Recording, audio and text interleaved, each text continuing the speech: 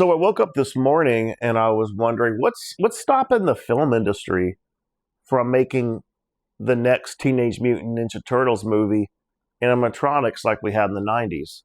Now, I have a hard time believing that technology is gone because you've seen horror films go back to using practical effects, some CGI as well.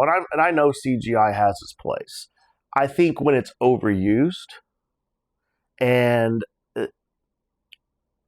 that's one of the things that kind of took me out of the experience with the Michael Bay films. And I was a pretty big defender because I was excited to get Ninja Turtles movies again, and then you had the sketch cartoon that Seth Rogen did.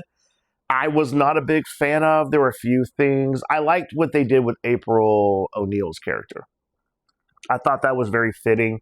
I liked Ice Cube voicing the main villain, but I was not on the same page as many other people when they said, finally, they sound like teenagers. And I'm over here like, they sounded like they're 9 years old.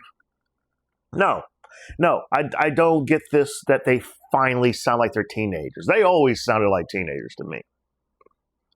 So, but no, I and it's what the fans want, especially me, who myself and many others who grew up in the 90s who are hardcore Teenage Mutant Ninja Turtle fans.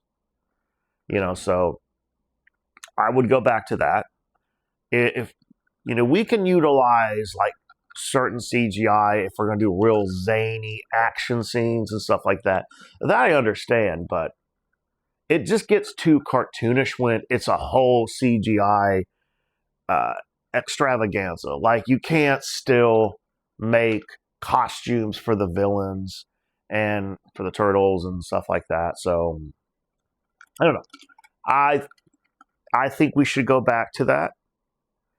Again, that's one animatronics.